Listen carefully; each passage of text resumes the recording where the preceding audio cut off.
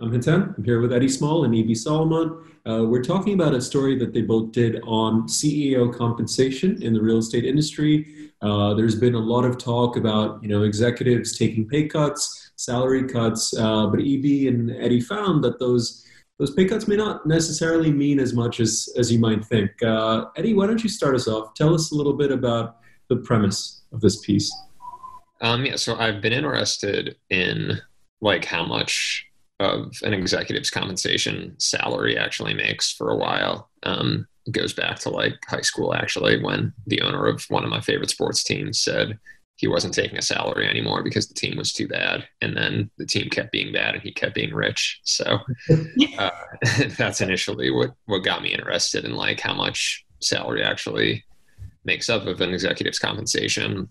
And obviously with the coronavirus pandemic, it's becoming increasingly common for CEOs to announce that, while their companies suffer and while they have to cut salaries, across the board and lay people off across the board, they're sharing in the sacrifice as well by taking pay cuts themselves. And they're taking those cuts, but then we can talk about some specifics. So Cushman and Wakefield, public company, the CEO Brett White, I think had taken a 25% salary cut. EB, what does that actually entail in terms of in terms of his total compensation? Well, so in his case, it's like a fraction of his total compensation. So basically, if you look at almost any public company's financials and their proxy statements, they have a summary table and they tell you exactly what the pay structure is for the executives. Mm-hmm. And it lists, your salary, your bonus, which is usually performance-based, stock, options, equity, and then total compensation. And so what Eddie and I did was we looked at the base pay compared to the total compensation. Now, we looked at numbers that were disclosed for last year, but it still gave us an idea of what it looks like when someone says they're taking a 50% pay cut. Another example might be Vornado's Steve Roth. Like he said he was taking a 50% pay cut, but he's taking 50% cut of an $800,000 to $900,000 base salary. Just peanuts in terms of his total compensation. Total compensation in 2019 was $11 million. So it just puts things in perspective.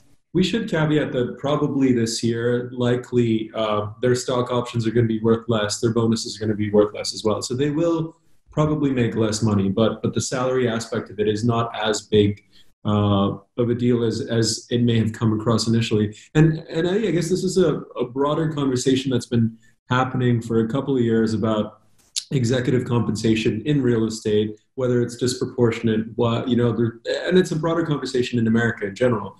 Why should a CEO be making up to 50 times what one of their employees makes? And in fact, public company CEOs now have to disclose the ratio of their pay to the median salary for employees. Sorry to interrupt.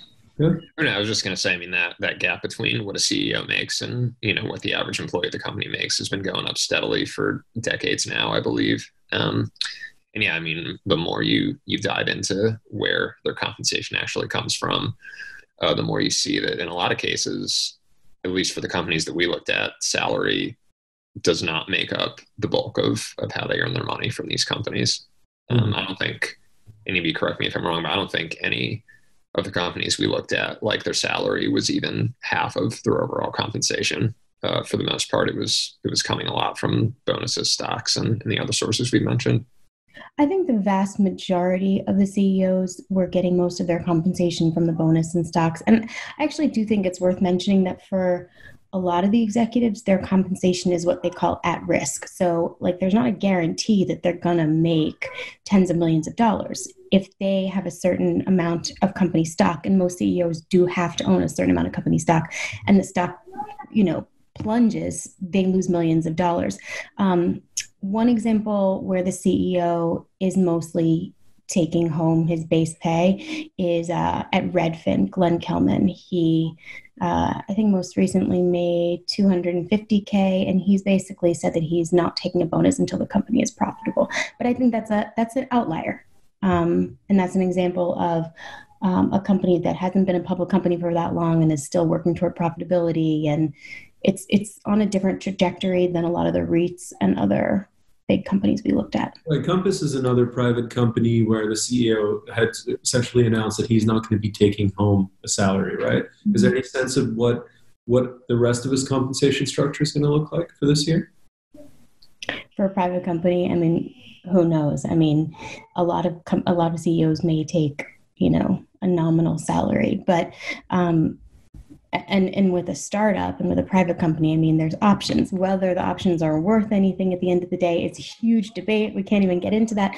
But I think it's a lot about optics when you're a company like Compass and you're laying off 15% of the staff, and when you have other cuts, it looks good, or maybe it doesn't look good, but at least you can say that, I'm also taking a pay cut. Right. I think it's in anticipation or in conjunction with many difficult decisions that had to be made. So you mentioned Compass, but Redfin furloughed 41% of its agents, laid off, I think, 7% of its staff. There was Cushman is probably gearing up for some layoffs if it hasn't made them already. So the CEOs seem to recognize that there is a lot of difficulty and hardship ahead in their own companies. And this was supposed to be some sort of like, hey, we're in this together gesture. I mean, I think another example of that is Marriott. I think it was March 17th, there was an article talking about tens of thousands of impending layoffs. And literally 2 days later, Arne Sorensen put up a 5-minute video where he was addressing all of these changes and cuts.